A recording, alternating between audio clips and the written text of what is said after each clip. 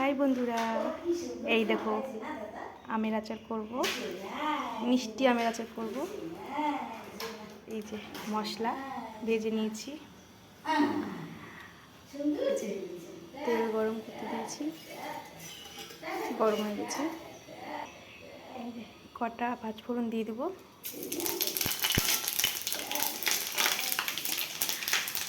আমগুলো ধুয়ে তারপরে রোদে শুকিয়েছি, একটু হলুদ লবণ মাখিয়ে। এই যে একটু হালকা শুকিয়েছে, এবার আমগুলো দিয়ে দেবো।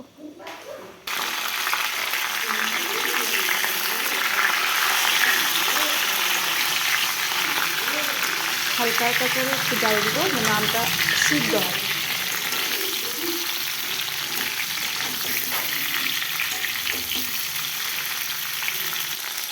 লবণ দিয়ে আছে, আর একটু দিয়ে দিই। এই যে দুধটা দিয়ে দিই, বেশি ভাজলে না শক্ত শক্ত হয়ে যাবে। ছোলা দুধটা পাওয়া যায়নি।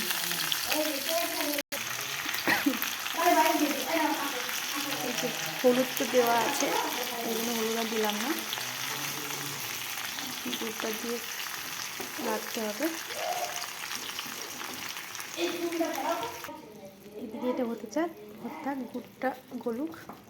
এটা আখের গুড়, তোমরা আখের গুড়টাই দিও, আখের গুড়টা বেশি ভালো হয়।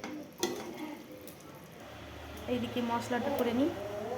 এর মধ্যে শুকনো লঙ্কা ভেজেছি, জিরে, মৌরি, সর্ষে, ধনা, মেথি, আর কি লাগে, আর কিছু লাগে না। মশলাটা করে নিই এবার। এই যে মশলা করা হয়ে গেল। এইদিকে এটা আস্তে আস্তে একটু জাল দিতে হবে, তাহলে সিদ্ধটা হবে।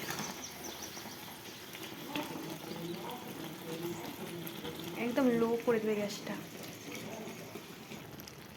এই দেখো হয়ে গেছে, আর একটু টানাতে হবে, মানে এখনো ঝোল ঝোল আছে দুধটা।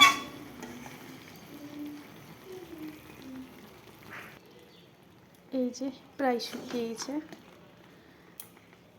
এবার মশলাটা দিয়ে দিই।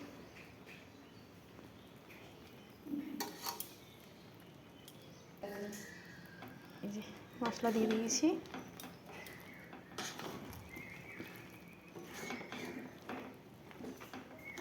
নামানোর আগে একটু মশলা দিয়েই নামাতে হবে।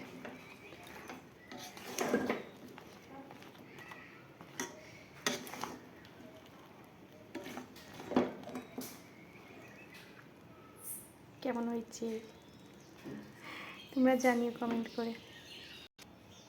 এই দেখো আমার আমের আচার রেডি। কে কে খাবে চলে আসো।